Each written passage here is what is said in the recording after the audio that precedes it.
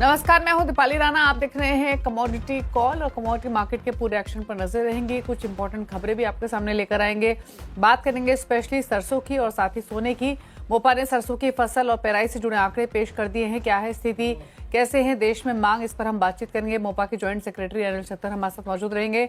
वहीं भारत सरकार यूके के साथ फ्री ट्रेड एग्रीमेंट यानी एफटीए करने के बेहद करीब पहुंच गई है।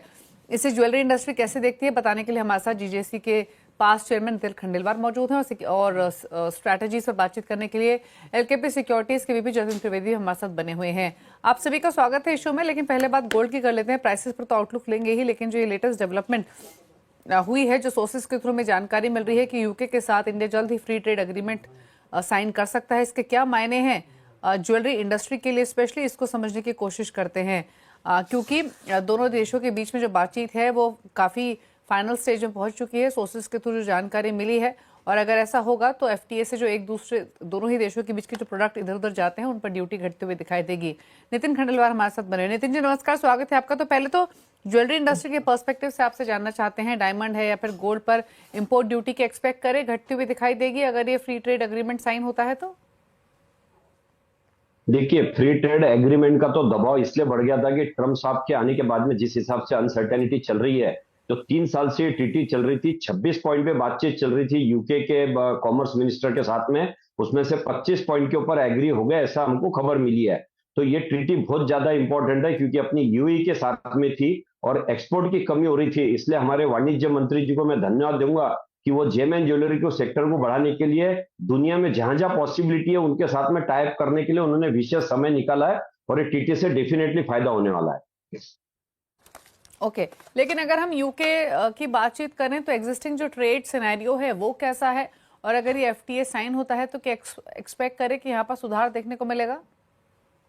हाँ, बिल्कुल मिलना चाहिए सुधार, क्योंकि अभी हमारा सबसे बड़ा एक्सपोर्ट जो होता था वो यूएई के थ्रू होता था या यूएई में होता था, और यूके में भी हमारा एक्सपोर्ट होता ही है। वहां के सारे शोरूम्स के अंदर जेम एंड ज्वेलरी में Indian handcrafted jewellery always available होती है। लेकिन इस टीटी के होने के बाद में इंपोर्ट ड्यूटी भी घटेंगी और खास करके लेबर इंटेंसिव जितना भी ज्वेलरी इंडिया के अंदर होती है, पर्टिकुलरली हैंडक्राफ्टेड, उसकी डिमांड यूके में बढ़ाई जा सकती है। उसके लिए हमारी गवर्नमेंट के साथ में हम लोग लगातार संपर्क के अंदर है।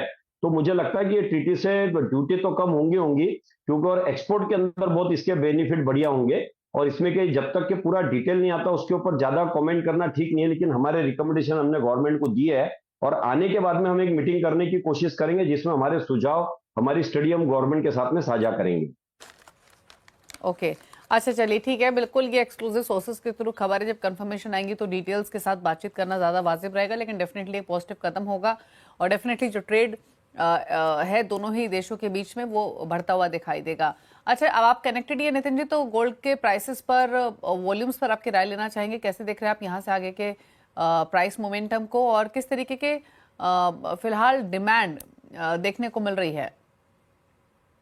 देखिए, लगातार आपके चैनल पे मैं आते रहता हूं और हमने ये जो रेट का अंदेशा था ये बहुत पहले बता दिया, क्योंकि सभी को पता है, रीजन के डिटेल में नहीं जाएंगे। वर्ल्ड की सारी सेंट्रल बैंक्स इसको बाय कर रही है, चाइना की इंश्योरेंस कंपनियां बाय कर रही है, और यूके के और यूएई के अंदर जो भी है उनका डॉलर से भरोसा उठते जा रहा है। तो इसमें गोल्ड की डिमांड में कोई कमी नहीं है। और इस बार की अक्षय तृतीया हमारी एक्सपेक्टेशंस 10 से 15% कम की थी, सरप्राइजिंगली 35% सेल ज्यादा हुआ, जो कि एक पूरी खुशी की लहर पूरे जेम एंड ज्वेलरी सेक्टर में है और एक कॉन्फिडेंस भी उससे लौट आया है। बहुत अच्छी डिमांड हुई है और बहुत अच्छा सप्लाई भी हो रहा है। तो मुझे कोई भी दिक्कत डिमांड सप्लाई में नजर नहीं आ रही। और डिस्काउंट चल रहा था मार्केट के अंदर जब रेट बहुत बढ़े हुए थे, उसका भी कस्टमर को बहुत बड़ा बेनिफिट मिला ही है।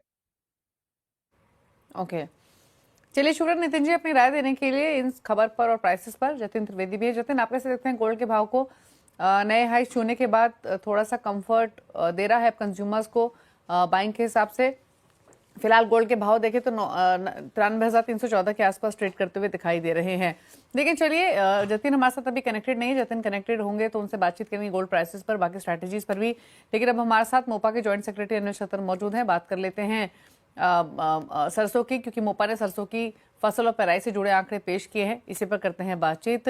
अनिल जी नमस्कार, स्वागत है आपका। तो सबसे पहले तो ये जानना चाहेंगे कि इस साल की अगर हम बात करें स्पेशली, तो जो सरसों की क्रशिंग है वो पिछले साल के मुकाबले कैसे दिखाई दे रही है, क्या स्थिति है? लास्ट ईयर अप्रैल में 12.5 लाख टन की क्रशिंग हुई थी इस साल 13 लाख टन ओके। हुई है। उसके पीछे कारण है कि थोड़ा सा इंटरनेशनल बाजार तेज था, पाम और सोया तेज था, तो सरसों की क्रशिंग लास्ट ईयर से 5% ज्यादा हुई है। अराइवल करीब करीब सेम हुई है, 15 लाख टन की अराइवल लास्ट ईयर थी, 15 लाख टन की अराइवल अभी हुई है। अब पिछले 15 दिन से जो फरवरी, मार्च और अप्रैल में आप मान के चलिए कि इंपोर्टेड तेल सारे तेज थे। अभी 5 से 7 रुपए किलो डिस्काउंट होने लगे हैं। इस साल आने वाले महीने में इसकी क्रशिंग थोड़ा कम होना चालू हो जाएगी, लेकिन लास्ट ईयर से अप्रैल में 13 लाख टन की क्रशिंग हुई है, 12.5 लाख टन के सामने 50,000 टन ज्यादा क्रशिंग हुई है। ओके। अच्छा, ये एक चीज और बताइए अनिल जी, अभी फिलहाल डिमांड कैसी है सरसों के तेल की डोमेस्टिक मार्केट्स में, और आगे जाते हुए डिमांड कैसी पैन आउट हो सकती है? पाम की अराइवल थोड़ी कम थी, पाम के भाव ऊंचे थे, तो नो डाउट मस्टर्ड तेल की बिक्री अच्छी रही। फरवरी, मार्च और अप्रैल से तीनों महीने डिमांड अच्छी रही और इसकी बिक्री अच्छी रही।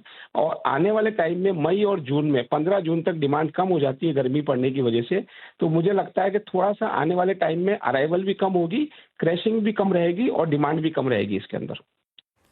तो फिर आगे जाते हुए सरसों या फिर सरसों के तेल का बाजार कैसे देखते हैं आप? सरसों का नो डाउट इस बार स्टॉकिस्ट ने काफी स्टॉक किया है। भारत सरकार ने लास्ट ईयर अप्रैल तक 13,80,000 टन का स्टॉक किया था। इस साल 9,25,000 टन का नाफेड, एनसीसीएफ, हाफेड अन्य संस्थाओं के मार्फत 5,950 में एमएसपी पे स्टॉक किया है। तो जून जुलाई में वो भी बिकवाली आएगी, तो मुझे इसमें बड़ी तेजी देखने को नहीं लगती है। 2-3% की तेजी कभी भी डिमांड एंड सप्लाई के हिसाब से आ जाए तो आ जाए, बाकी बड़ी तेजी सरसों तेल में और सरसों में देखने को नहीं मिलती है। अच्छा, आपने बिक्री की बात की, तो एमएसपी पर सरसों की कितनी खरीद हुई है और मंडियों में अभी क्या भाव चल रहा है? एमएसपी पे सरसों की 9.25 लाख टन की खरीद हो गई है। लास्ट ईयर ये खरीद 13,80,000 टन की थी। उसके पीछे कारण था ओके। कि लास्ट ईयर एमएसपी से 10% नीचे मंडियां बिक रही थी। इस साल एमएसपी से सिर्फ 3-4% नीचे मंडियां बिक रही है, क्योंकि भारत सरकार ने 20% ड्यूटी बढ़ा दी थी सितंबर में। तो नो डाउट किसान को फायदा हुआ है, पर पर्सनली मस्टर्ड किसान को बहुत ज्यादा फायदा हुआ है। और एमएसपी के आसपास मंडियों में सरसों बिक रही है। 5600 से 5700 मंडी बिक रही है। एमएसपी 5,950 है और 9,25,000 टन की खरीदी अप्रैल माह तक हुई है इसमें। अच्छा, एक जनरल राय आपसे और लेना चाहेंगे। अगर हम ओवरऑल पूरी एडिबल ऑयल पैक को देखें, काफी कुछ डेवलपमेंट्स ग्लोबल फ्रंट पे भी हो रही हैं, प्राइस मूवमेंट के हिसाब से, अवेलेबिलिटी के हिसाब से, कैसी स्थिति आप डोमेस्टिक मार्केट्स में देख रहे हैं? कहाँ तेजी मंदी एक्सपेक्ट कर रहे हैं? कैसे देख रहे हैं पूरे एडिबल ऑयल पैक को या फिर इस बाजार को? मुझे ऐसा लगता है कि जो सरसों तेल में हमेशा जो गैप रहता था दूसरे तेलों से 10 से 15 रुपए किलो का, वो गैप बन जाएगा। सोया और पाम में तेजी देखने को नहीं मिलेगी और सरसों तेल में मद्दी देखने को नहीं मिलेगी। सरसों तेल यहाँ पे टिका रहेगा और आने वाले टाइम में सोया और पाम में जो है मद्दी रहेगी। मतलब उपभोक्ता को ऑयल मार्केट से तेजी की चिंता नहीं करनी चाहिए। तेजी का माहौल नहीं लगता है आने वाले टाइम में, अगले 2-3 महीने में। Okay okay. तो किसानों के पर्सपेक्टिव से कुछ उम्मीद करें कि सरकार की तरफ से कुछ कदम हो सकते हैं? सरकार ने कदम उठा रखा है। 30 जून तक 5,950 में एमएसपी के लिए सरकार ने राजस्थान, एमपी, हरियाणा, गुजरात सभी जगह माल लेने के लिए तैयार है। 5,950 में सरकार की बाइंग चालू है, तो किसानों को किसी तरह का नुकसान नहीं होगा। उधर किसान को 5,950 में एमएसपी पे सरकार माल लेने के लिए तैयार है। अगर किसान देना चाहे तो वहां पे डिलीवरी हो जाएगी उनकी। अच्छा अनिल जी, एक लास्ट क्वेश्चन आपसे। इंपोर्ट्स आगे कैसे रह सकते हैं अलग अलग तेलों के, स्पेशली क्योंकि हमने, अगर हम अप्रैल के आंकड़े देखें तो हमने पाम ऑयल के इंपोर्ट्स में 24% का ड्रॉप देखा, जो कि नॉर्मल लेवल से काफी नीचे रहा। डीलर्स किस तरीके से स्टेटमेंट्स हमने आते हुए देखे, हमने ओवरऑल भी एडिबल ऑयल के जो इंपोर्ट्स है वो घटते हुए देखे हैं। तो किस तरीके के ट्रेंड्स इंपोर्ट फ्रंट पे आगे रह सकते हैं? पाम का इंपोर्ट नो डाउट के लास्ट ईयर से इस साल कम हुआ है। ये हमारे यहाँ पे 90 लाख टन पाम आता था, 70 लाख टन आया है, क्योंकि पाम में मलेशिया, इंडोनेशिया में तेजी थी। वहाँ पे B35, B40 का कुछ फार्मूला चल रहा था। लेकिन आने वाले टाइम में जो आप देखेंगे, जो फॉरवर्ड सौदे वहाँ पे अपने यहाँ फ्यूचर ट्रेडिंग बंद है, लेकिन वहाँ पे जो फ्यूचर ट्रेडिंग चल रही है उसमें आज से 2 से 3 रुपए किलो डिस्काउंट में जुलाई, अगस्त, सितंबर तक का तेल मिल रहा है। तो इंटरनेशनल मार्केट में तेजी नहीं है तेलों में, और इंटरनेशनल मार्केट से इंडिया में माल बराबर आता रहेगा और यहाँ पे सप्लाई और डिमांड में कोई कमी नहीं रहेगी। मतलब सप्लाई बराबर रहेगी माल की, बाहर के मालों की अराइवल बराबर रहेगी। और दूसरा, भारत सरकार के पास में भी 30 जून के आसपास में आप मान के चलें कि 17-18 लाख टन सरसों, सोयाबीन पड़ा है 17-18 लाख टन, 13 लाख टन मूंगफली पड़ी है। तो इन ऑल अगर ओवरऑल अपन सोचें तो ऑयल सीड की या ऑयल की कोई कमी नहीं है अपने देश में, माल मिलता रहेगा बराबर डिमांड के हिसाब से। ओके, चलिए, शुक्रिया अनिल जी आने के लिए शो में और हर पर्सपेक्टिव से अपनी राय देने के लिए, अपने व्यूज देने के लिए पूरे ही एडिबल ऑयल पैक पर। Thank you so much. Jatin Trivedi हमारे साथ बने हो। जतिन से पहले तो गोल्ड पर ही राय ले लेते हैं, जिस पर हम बातचीत कर भी रहे थे। जतिन, भाव को लेकर पहले तो बताइए क्या राय है आपके इन स्तरों पर। Good afternoon Deepali. देखिए, जिस तरह से मार्केट का रिएक्शन है, इनफैक्ट ये जो टैरिफ का जो अभी फिर से जो कुछ भी अपडेट्स आती है उसके पीछे ही जो है वो रिएक्शंस तुरंत बनते हुए देखने मिल रहे हैं। आज जो ये पॉजिटिविटी के साथ में ट्रेड कर रहा है गोल्ड, जो कहीं ना कहीं 3200 के पास कल के इवनिंग सेशन में एक सपोर्ट लिया है। टैरिफ पे अभी भी क्लैरिटेशन जो है वो बन नहीं रही, क्योंकि चाइना का यही कहना है कि ट्रेड टॉक्स करने के लिए रेडी है, लेकिन एक कंक्लूसिव और कंस्ट्रक्टिव एक टॉक्स चाहिए जहाँ पे पीसफुली इस बात को आगे बढ़ाई जा सके। और यूएस की तरफ से बार बार जो है वो टैरिफ को लेकर के कुछ भी अपडेट्स आती है तो चेंजेस हो जाते हैं। अभी हाल फिलहाल वापस से कुछ चेंजेस आए जहाँ पे ऑटो और मेटल को छोड़ के टैरिफ को चेंजेस करने की बात चल रही है, जहाँ पे जापान ने अपनी अनसर्टेनिटी बताई है कि इससे खुश नहीं रहेंगे। तो ये जो सब अपडेट आ रही है अनसर्टेनिटी वाली टैरिफ को लेकर के, इसके कारण से गोल्ड को फिर से सपोर्ट मिल रहा है। हालांकि अच्छी खासी बिकवाली भी हो चुकी है। पहले जिस तरह से हमने एडवाइस भी किया था कि ये हायर लेवल से बहुत ज्यादा ओवरबॉट है गोल्ड, जहाँ पे 3450 के लेवल्स बहुत ज्यादा ओवरबॉट थे। अब ये जो है वो कहीं ना कहीं 3200 के पास से एक थोड़ा सा सपोर्ट लेने की कोशिश करेगा कंटिन्यूसली, और 3300 पे एक बेस रेजिस्टेंस भी देखने मिल रहा है। सो ये रेंज बाउंड वॉलेटिलिटी बीच में $100 की जो है कहीं ना कहीं 3200 से लेके 3300 इसके बीच में ट्रेड करता हुआ देखने मिलेगा गोल्ड इंटरनेशनल मार्केट्स में। घरेलू बाजार में 92,000 से लेके 91,500 एक स्ट्रॉन्ग सपोर्टिव जोन बन चुका है, और 94,500 से लेके 95,000 एक स्ट्रॉन्ग इंपॉर्टेंट रेजिस्टेंस जोन भी दिख रहा है बनते हुए। तो इस रेंज के अंदर गोल्ड जो है आपको ट्रेड करते हुए देखने मिलेगा। ट्रेडर्स के लिए एडवाइस रहेगा आज के दिन थोड़ा सा वेट एंड वॉच करें, क्योंकि इवनिंग सेशन में आपको नॉन फार्म पेरोल्स के डेटा और अनएम्प्लॉयमेंट के डेटा आने वाले हैं, जिसके कारण से गोल्ड को जो है वॉलेटिलिटी और बढ़ते हुए देखने मिलेगी। जो एग्रेसिव ट्रेडर्स है, अगर वो ट्रेड करना ही चाहते हैं तो 92,800 से लेके 92,900 के आसपास जो है बाइंग जोन बन रहा है, वहां पर बाय करके चल सकते हैं। बड़ा कॉन्ट्रैक्ट गोल्ड का जो उसके लेवल्स के हिसाब से बात कर रहा हूँ मैं, जून कॉन्ट्रैक्ट की हायर साइड पे 93,500 से लेके 93,600 ये एक स्ट्रॉन्ग रेजिस्टेंस दिख रहा है। तो इन लेवल के पहले प्रॉफिट बुक करने की भी एडवाइस रहेगी, जो भी लॉन्ग पोजीशन रहेंगी उसके ऊपर। ओके, अच्छा, एक रहा आपके सिल्वर पर भी। बीच में हमने जो हिस्टोरिक रेशियो रहता है आमतौर पे गोल्ड और सिल्वर के बीच में, वो 70:1 से बढ़कर 100:1 हो गया था। तो एंटिसिपेट यही किया जा रहा था या तो गोल्ड के भाव कम हो या चांदी के भाव बढ़ते हुए दिखाई दें। थोड़ा तो बदला है वो रेशियो, कि 95,000 के ऊपर है चांदी, बट एक्सपेक्ट करें कि चांदी यहाँ से लीड लेने की कोशिश कर सकता है, या फिर क्या व्यू है इन लेवल से चांदी पर। देखिए, जितना चाइना का इन्वॉल्वमेंट पॉजिटिव तरफ से रुख लेगा इस ट्रेड टॉक्स के अंदर, उतना सिल्वर जो है बेनिफिटेड रहेगा along with other base metals. China का इन्वॉल्वमेंट जो है वो ट्रेड टॉक्स पे लेके बहुत लिमिटेड है, बहुत रेयरली उनके अपडेट्स आते हैं, लेकिन जो भी अपडेट्स आते हैं थोड़े क्लैरिटी के साथ आने चाहिए। तो चांदी को जो इससे फायदा हो सकता है कि ट्रेड डील्स पर अगर कोई उनकी तरफ से पॉजिटिविटी के संकेत आते हैं तो। हाल फिलहाल जो है ये शॉर्ट कवरिंग रैली जो है वो दिख रही है। पिछले 2 दिनों में जो अच्छी खासी गिरावट देखने मिली है गोल्ड सिल्वर में, उसका ये थोड़ा सा रिबाउंड सेशन जो मैं इसको इस तरह से देख रहा हूँ, ना कि इसको अंदर कोई बड़ा तेजी का रुख फिलहाल मैं देख पा रहा हूँ इसके अंदर, क्योंकि आज के इवनिंग सेशन में काफी इंपॉर्टेंट डेटाज लाइंड अप है। तो आज के दिन की वॉलेटिलिटी को थोड़ा सा वेट एंड वॉच मोड के हिसाब से देख रहा हूँ मैं। लेकिन जो एग्रेसिव ट्रेडर्स है जो इसमें इंट्राडे ट्रेड करते हैं, उनके लिए एक सलाह रहेगी मेरे पास। चांदी के अंदर जो मई वायदा है उसके अंदर 93,500 से लेके 93,700 एक इंपॉर्टेंट सपोर्ट जोन है। 93,800 से लेके 94,000 के बीच में आपको मिलता है, तो वहां पर आप बाय करके चल सकते हैं। 93,500 के नीचे आप स्टॉप लॉस रखें, और हायर साइड पे 94,600 से लेके 94,700 आपका एक बेस रेजिस्टेंस है, उसके पहले आपको प्रॉफिट बुकिंग भी करना है। सो बाइंग साइड की रुझान डेफिनेटली यहाँ पे है इंट्राडे पर्पज से, लेकिन लिमिटेड अपसाइड के हिसाब से इसके अंदर ट्रेड करना है, बड़ी गेन्स के हिसाब से यहाँ पे ट्रेड नहीं लेना। ओके, चलिए, ये रही सोने और चांदी पर। रुक रहे हैं एक ब्रेक के लिए। ब्रेक के उस पार कुछ और स्ट्रैटेजीज आपके लिए लेकर आएंगे। चलो वापस आते हैं।